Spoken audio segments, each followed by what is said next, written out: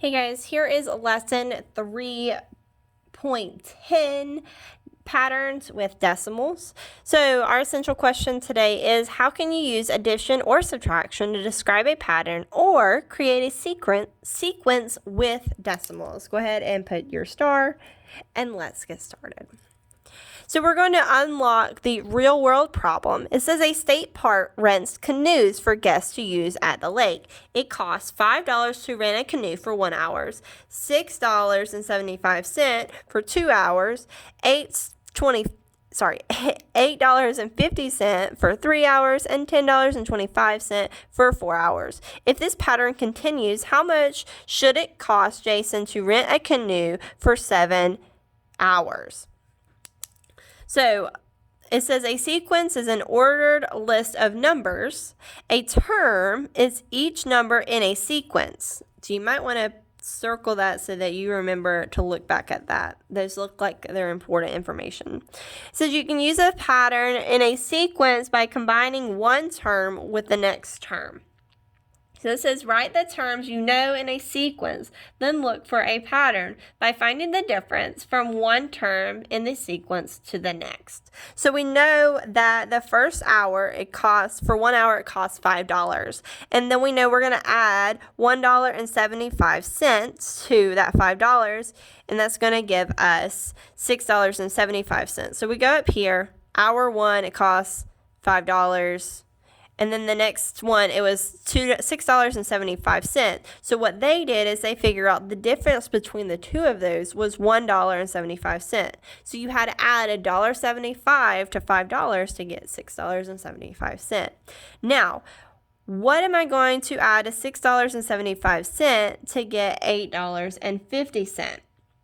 So what I'm going to do, I'm going to come over here to the side, $8.50 minus $6.75, and I'm going to go ahead and do that real quick. So I cannot subtract 5 from 0, so I regroup. That turns into a 4. This turns into a 10. 10 minus 5 is 5. I'm going to regroup. Can't do this, so I'm going to regroup from the 8, make that a 7.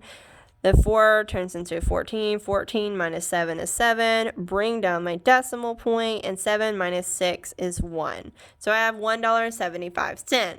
So I know that I'm going to, in order to get from here to here, I'm not subtracting because I'm getting bigger. So I know I'm going to add, so I'm going to say plus $1.75. I probably should have put my dollar sign, but that's okay. I put it on top.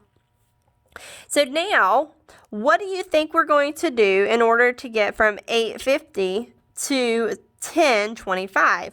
Well, if the pattern continues, I'm going to add $1.75. So let's do that instead of subtracting, because I know sometimes adding is a lot easier for us than subtracting. So I'm going to add $1.75 and see if that's going to give me $10.25. So now I have 0 plus 5 is 5. 5 plus 7 is 12, put down my 2, regroup my 1, bring down your decimal. 8 plus 1 is 9, plus 1 is 10, so now I have $8.25, which is the correct answer. So I know I'm going to be adding $1.75. So it says write a rule that describes the pattern in the sequence. So I know I'm going to be adding how much each time? $1.75. Add $1.75. So what they want us to do is to extend the pattern to solve the problem. They want us to, let's go back to the question up here. If this pattern continues, how much should it cost Jason to rent a canoe for 7 hours? So this was what it was at for 4 hours. So what I'm going to do is I'm going to keep adding $1.75 until I get to 7 hours. So here is 1 hour, 2, 3, 4, 5, 6, 7, and they already wrote us out 7 lines, so that makes our lives a little bit easier. So now what I'm going to do is I'm going to add $1.75 that we know we're going to be jumping. We're going to add it to our $10.25 because that was the 4th number in the pattern. So now we have to find the 5th number. So if we add $1.75, 0, 2 plus 7 is 9 plus, sorry, I didn't regroup. Plus 1 is 10. Put down my 0, regroup my 1. 1 plus 1 is 2. Bring down my 1. So now I am at $12.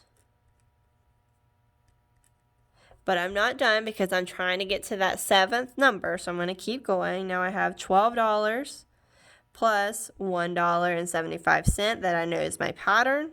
So it's a 5, that's a 7, that's a 3, that's a 1. So now I'm at $13.75. And I'm going to keep going. So now I have $13.75 plus $1.75. 5 plus 5 is 10. 7 plus 7 is 14. Plus 1 is 15. Put down my 5. Bring down my decimal. Regroup my 1. 1 plus 3 is 4. Plus 1 is 5. 5. Bring down my 1. So now I'm at $15.50. So it should cost $15.50 to rent a canoe for 7 hours. So as long as you find the pattern, it makes it a little bit easier. It's finding that pattern. It's a little bit more difficult. It says, what observation can you make about the pattern and the sequence to help you find a rule?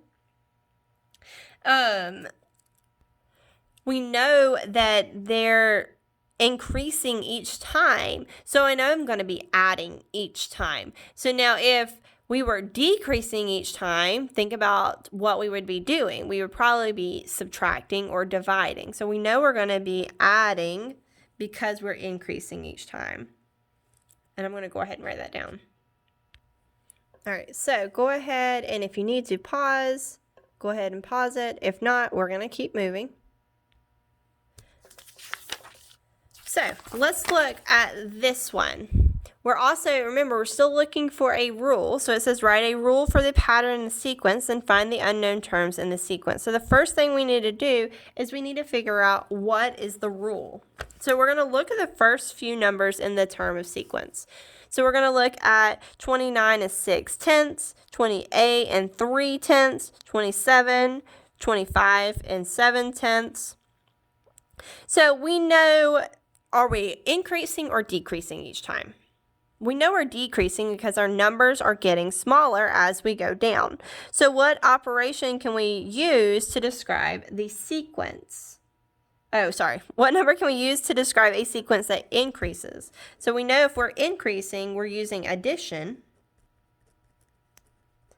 And then if we are describing a sequence that decreases, just like we said, we are going to be subtracting or using subtraction.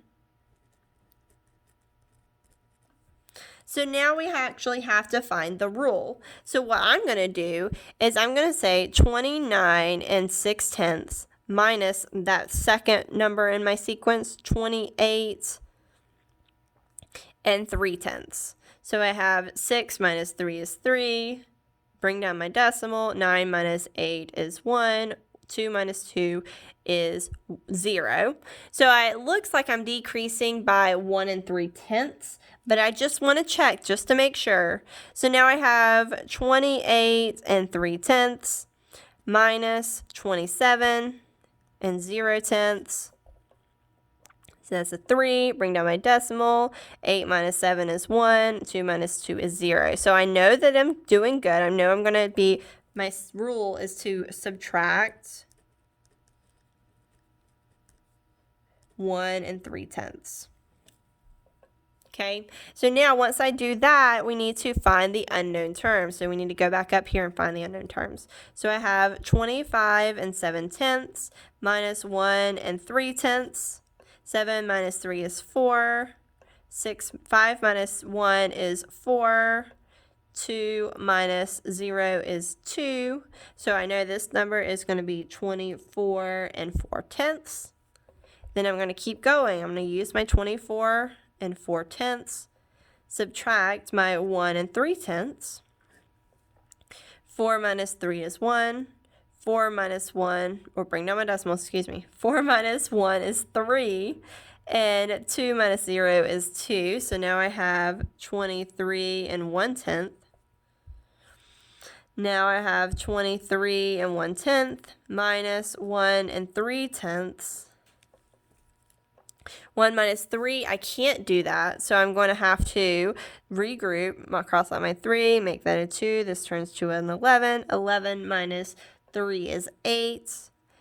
2 minus 1 is, bring down my decimal, 2 minus 1 is 1. 2 minus 0 is 2. So I have 21 and 8 tenths. 21 and 8 tenths. And that's how we would do that. Okay. All right. So it says explain how you know whether your rule for a sequence would involve addition or subtraction. And we kind of already talked about that. We know that if our sequence is decreasing like this one, it's getting smaller each time. We know we're going to use subtraction. But if it's increasing each time, we know we're going to be using addition.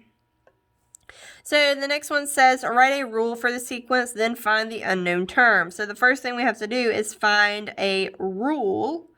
And so we have 65 and 9 tenths, and we have 65 and 3 tenths. So I know that I'm getting smaller, even if I check on this side, I'm getting smaller each time. So now I know that I'm going to be subtracting 65 and 9 tenths minus 65 and 3 tenths.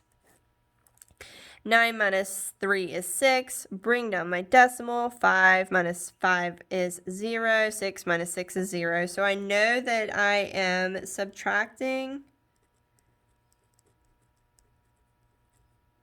by 6 tenths. And so we have to figure out what actually goes in the, oh, I'm so sorry. I'm just working away and y'all can't even see me. All right, so I know I'm going to be subtracting by 6 tenths. So now I'm going to actually, let me do this one to figure out what it would be. 65 and 3 tenths minus 6 tenths. Now, I can't take 6 from 3, so I'm going to have to regroup, cross out my 5, make that a 4. This would be a 13. 13 minus 6 is 7. Bring down my decimal. 4 minus 0 is 4. 6 minus 0 is 6. So I know that 64 and 7 tenths is correct. Now, if I go in and I find that for some reason this number is bigger than this one, but then this one is way smaller, I need to make sure that I've done the right operation. So always double check and make sure your pattern makes sense. So I'm going to go in, I'm just going to check, yep, it works. I'm going to keep going. So it says, write the first 4 terms of the sequence. So it says to start at 35 hundredths. This is our start. So they already give us the first number of the sequence. And then our rule is to add 15 hundredths. So I'm going to have 35 hundredths plus 15 hundredths. 0 and 15 hundredths. So 5 plus 5 is 10. Put down my 0, regroup my 1. 1 plus 3 is 4, plus 1 is 5. 5, bring down my decimal, bring down my 0. So the next number would be 50 hundredths or 5 tenths. Then I'm going to keep going. I'm adding 15 hundredths each time, plus 15 hundredths. Sometimes this is just time consuming, so you just need to make sure you're working it out correctly. All right, that's 65 hundredths, 65 hundredths. And now last one, I have 65 hundredths plus 15 hundredths. 0, that's 10, 6, 7, 8, decimal 0, so then that would be 80 hundredths. Okay. All right, so now we are going to move on to you doing it on your own. It says write the rule for the sequence. So what we're going to do is we're going to actually figure out what is the rule for each of these sequences. So I have this one. My rule, so I figure is, am I increasing or decreasing? So I'm going to look at it, and I know I'm going to be, it's increasing, so I know I'm going to add. So now I have to figure out what am I actually adding. So what I normally do is I figure out what's the difference between 2 of my numbers. So I have 1 and 8 tenths minus 0 and 5 tenths. That's 3, put on my decimal, 1 minus 0 is 1. So I know that I'm going to add 1 3/10 each time. So it's getting bigger by 1 3/10. That's all you have to do for that, is to write a rule for the sequence. That's all they want you to do. All right, so I want you to do number 2 on your own. All right, then let's look at the next part. It says write a rule for the sequence, then find the unknown term. So this one, you're writing a rule, and then you're going to find what goes in the blank. So I feel like we've done several of these, so you can do this one on your own. So I want you to do 3, 4, 5, 6. Excuse me. And then let's do 7, 9, and then scoot down. These are the ones just like we did on the other page where it gives you the first number and then you have to use the rule. So this one was, we started at 3500ths and then we added 1500ths. So really you're only adding 3 more to the sequence. So the same with these. So like this one, you're starting at 10 6400ths and then you're subtracting 1 4500ths each time. So I'm going to go ahead and start us off 10 6400ths, and then I know I'm going to subtract 1 4500ths each time. So I want you to do numbers 11 and 13. Just that way I know that you can do it. And that will probably be on your lesson check, so make sure you do it. And then I'm going to get you to skip the back. So actually, instead of doing the back, we're going to do 12 and 14 as well. Okay. So since we're skipping the back, you have to give me a couple more on the front. Make sure you do the lesson check as soon as you're done with today's lesson, and do all the problems that we've circled because they're really good practices for you. All right, guys, I hope you have a fantastic time, and make sure you ask me for help if you need help. Bye, guys.